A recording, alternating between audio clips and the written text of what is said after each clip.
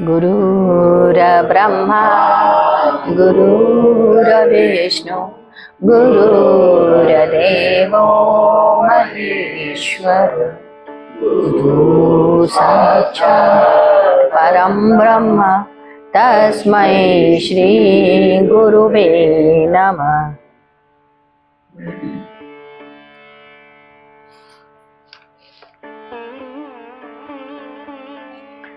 प्रसंग को बदलते हुए गुरुदेव ने कहा, गर्दन के ऊपर का हिस्सा भगवान के लिए है, गुरु के लिए है, शरीर संसार के लिए है।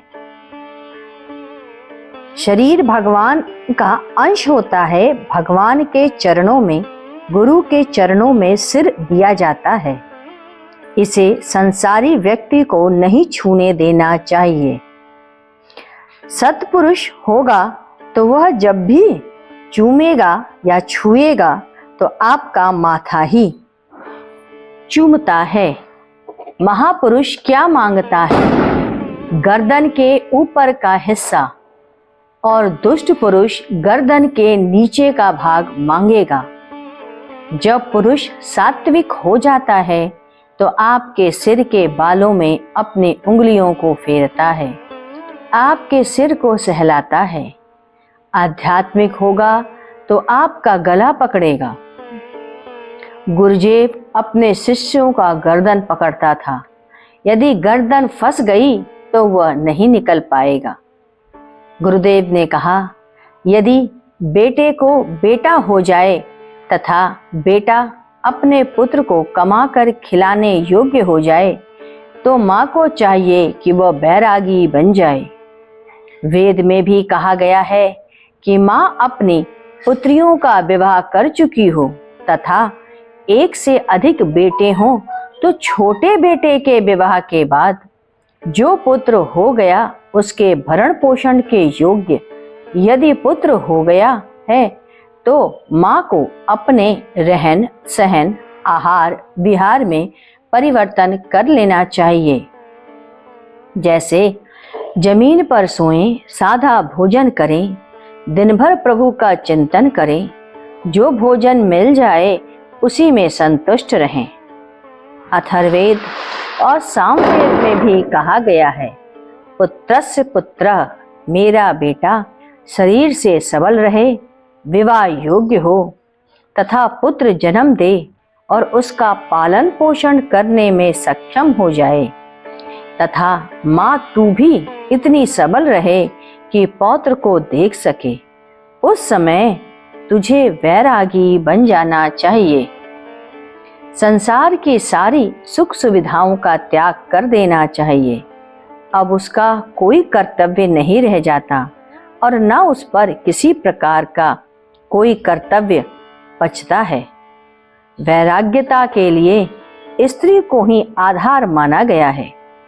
स्त्री ही अपने युवा पति से इस बात की इच्छा रखती है कि पति सुबह शाम खूब कमा के धन लाए, और रिटायर होने के बाद भी वह पति को प्रेरित करती है कि कहीं कोई काम या धंधा कर ले जिससे आमदनी होती रहे। कहा गया है कि स्त्री को अपने पति के पैसे को इस तरह खर्च करे कि वैरागी बन जाने पर उसके पास इतना धन रहे कि वह अपना भोजन चला सके। पुनः प्रसंग बदलते हुए गुरुदेव ने कहा, गगन और आकाश में भेद है। आकाश हमारे और आपके बीच में है। गगन आकाश से परे है। वह आकाश से शासित करता है, नियंत्रण करता है।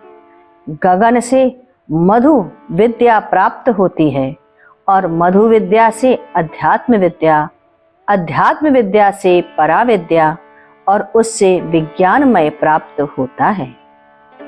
सारा चीज ब्रह्ममय है। जब ब्रह्म में घर्षण होता है तब ध्वनि होती है, ध्वनि से सृष्टि होती है। सृष्टि के माने श्वास का भीतर जाना, श्वास का अंदर जाना सृष्टि और बाहर आना प्रलय है। यही उन्निमेष और निमेष है। यही अंदर और बाहर के बीच पूरी सृष्टि विराजमान है। एक बुलबुला समुद्र के तरंगों पर विराजमान है। उसका 10 मिनट का जीवन हमारे 80 वर्षों के बराबर है। वह अचेतन है, प्राणहीन है। उस छोटे बुलबुले को देखकर कहता है, अभी तुम छोटे हो और मैं बहुत बड़ा हूं, कि इतने में वह फूट जाता है। धरा की स्थिति रगड़ से बनती है। चिंगारी बिना रगड़ के पैदा नहीं होती। उदय होने में, प्रकाश होने में रगड़ होता है। बादल रगड़ खाएगा तभी वर्षा होगी। यह संसार का नियम है। जिस दिन शब्द से मुक्त होंगे, अनाम लोक में प्रवेश कर जाएंगे। जो निःशब्द है वही परमात्मा है। गुरुदेव ने कहा, शक्ति उत्तर में है तथा देवलोक पूर्व दिशा में। अतः ऊर्जा और शक्ति के लिए उत्तर दिशा की ओर मुख करके बैठना चाहिए। भक्ति और साधना में पूर्व दिशा की ओर मुख करके बैठना उत्तम है। जब भी बैठें तो कंबल पर बैठें। उस पर सिल्क का एक कपड़ा बिछा लें। शक्ति प्राप्त करना हो तो व्याघ्र चर्म उत्तम होता है। भक्ति साधना कर रहे हैं तो दीपक घी का जलाना नितांत आवश्यक है। ज्ञान योग की साधना है तो दीपक की आवश्यकता नहीं है। ब्रह्म मुहूर्त 3:30 बजे से सूर्योदय के पहले तक उत्तम काल है। सृष्टि में रहकर ज्ञान नहीं होता, अतः प्रलय काल होना चाहिए। गर्भाधान का महत्व नहीं होता, निकलने का महत्व होता है। अतः दिन का अवसान होकर तिमिर के गर्भ में प्रवेश करता है। तारे न निकले हों तो वह साधना का उत्तम काल है। इसी प्रकार प्रातः, दोपहर 12 बजे, संध्या काल एवं रात्रि 12 बजे साधना का समय है। यदि गुरु ने मंत्र दिया है तो नित्य उसका जप होना चाहिए। राजेश जी के भाई अजीत जी बैठे थे। उन्होंने गुरुदेव से पूछा, हमें क्या करना चाहिए? गुरुदेव ने कहा, अपनी वासनाओं को छोड़ना चाहिए। धीरे धीरे वासनाओं का त्याग करते रहना चाहिए। अपने मन को भगवान की ओर लगाते रहो। पुनः गुरुदेव ने कहा, साधना में गिरावट तभी होगी जब संसार अंदर आ जाएगा। जब आपके पति में गिरावट आ गई तो संसार आ गया। भगवान हट गया, भोग की भावना आ गई, विषय वासना की उत्पत्ति हो गई। आप कमर के नीचे जी रहे हैं। विवेक मस्तिष्क में है और हृदय में भगवान है। कमर के नीचे संसार है। आप यदि घोर संसारी हो गए हैं, संसार में रच बस गए हैं, भगवान तिरोहित हो गया है। पहले भी संसार था, आज भी संसार है। पहले संसार में रुचि कम थी और भगवान में अधिक। आज साधना में कमी आ गई क्योंकि आपका संसार बढ़ गया है। संसार के माने द्वंद्व, द्वंद्व में भोग और वासना रहती है। भगवान में चयन नहीं होता, संसार में चयन होता है। भोग वासना में अर्थात विषय वासना में जीता है। वासना किसका? कमर के नीचे का। हृदय में तो भगवान है। हनुमान ने अपनी छाती में भगवान राम को दिखाया था। भावना को कहाँ केंद्रित करते हैं? हृदय में। और विवेक कहाँ रहता है? मस्तिष्क में। सद्बुद्धि कहाँ रहती है? मस्तिष्क पर। बताइए, कहते हैं मेरे में काम भावना नहीं है। आपने किसी की कामना नहीं की, परंतु आपकी चाहना या नाभि में गुदगुदाहट ही आपकी काम भाव है। संपत्ति प्राप्त हो जाए, मेरे पास एक योग्य संतान हो जाए, अभी आपने संपत्ति का भोग नहीं किया, परंतु आपकी यह कामना और यह भोग वासना है। अतः जो संसार में हो जाता है वह नरकगामी होने लगता है। कमर के नीचे जी रहा होता है, दुष्ट व पतित हो जाता है, झूठ बोलने लग जाता है, आपकी साधना कम हो जाती है। क्या गुरु के मना कर दिया? क्या घर में कोई धक्का लग गया? नहीं नहीं, यह कुछ भी नहीं है। आपके भोग की वासना बढ़ जाने के कारण आपकी साधना कम हो गई। जब तक पाप अंदर प्रवेश नहीं करता, पुण्य का क्षय नहीं होता, तब तक वह दोष लगता है। अमुक स्थल पर बड़ा प्रपंच है। जहाँ तक मन है वहाँ तक संसार है। जहाँ पाप है वहीं द्वंद्व है। भौतिक जगत के सुख की कामना ही संसार है। शरीर के, मन के सुख की कामना ही संसार है। आप मकान बनाते रच रच कर उसकी व्यवस्था करते हैं। शयन कक्ष, पूजा कक्ष, भोजन कक्ष, किचन रूम, सब अलग अलग योजना बनाते हैं।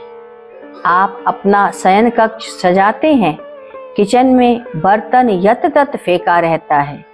आपका शयन कक्ष पूरे वैभव से सजा रहता है। आप उसमें लड़ी लटकाते हैं, बिस्तर पे चादर रंगीन बिछाते हैं, तकिया के खोल पर मोर की सुंदर छापी बनाते हैं। आप लोगों को बुलाते हैं, अपने कमरे को शयन कक्ष में ले जाते हैं। शयन कक्ष में एक डिम लाइट भी लगवाते हैं। डिम माने अंधेरा, अंधेरे में ही पाप होता है। पापी मन दुष्ट बन जाता है और वह नरक की ओर जा रहा होता है। आपके शरीर से दुर्गंध आनी निश्चित हो जाती है। आइए अब कुछ देर गुरु कीर्तन करते हैं। ओम गुरु, ओम गुरु, ओम गुरुदेव। जय गुरु, जय गुरु, जय गुरुदेव। ओम गुरु, ओम गुरु, ओम गुरुदेव। जय गुरु, जय गुरु, जय गुरुदेव। ओम गुरु, ओम गुरु, गुरुदेव।